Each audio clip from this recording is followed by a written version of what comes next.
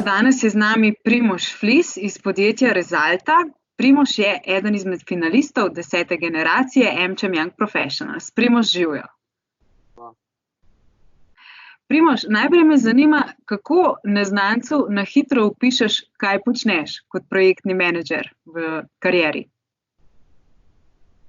Bi rekel, da v bistvu izvajam projekte za energetsko učinkovitost in obnovljive vire in s tem doprinesem k temu, da je okolje bolj čisto. Pred kakšne izzive pa te je v poslovnem svetu postavila trenutna situacija s koronavirusom? Izziv je v bistvu ohranjati neke kontakte z vsemi temi ljudmi, s katerimi sodelujemo. Izziv je speljati projekte do konca, ki so recimo nekje v sredini izvedbe. Problem je pa tudi za naprej, se pravi, ali bo energetska učinkovitost in obnovljivi viri še naprej prioriteta vseh političnih agend. Kaj meniš, kakšna priložnost je pa lahko trenutna krizna situacija za to, da podjetja začnejo več razmišljati ali pa da začnejo sploh razmišljati o bolj trajnostnem, bolj zelenem poslovnem modelu? Za kakšne nove strategije je zdaj čas? Jaz mislim, da tudi recimo iz te krize zna ven priti to, da bo trajnost bolj pomembna, ker danes imamo tehnologije na voljo, ki nam prinaša prihranke energije. Prihranki energije pa pomenijo jasno tudi prihranke denarja.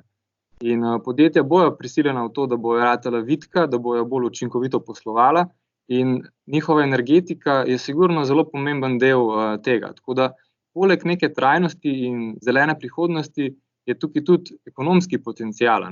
Kaj pa boš osebno vzel iz te krize? Eno stvar, ki si se jo naučil?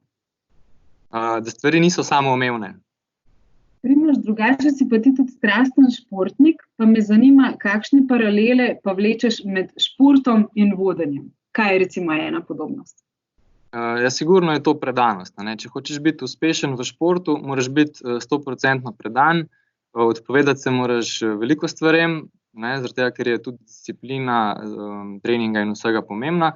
Dosti podobno je pri poslu. Če nisi predan temu, če ne živiš tega, kar delaš, boš težko uspešen.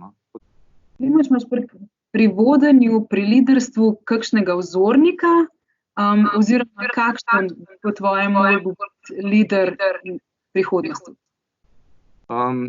Med liderji nimam vzornika, jaz imam vzornike med športniki.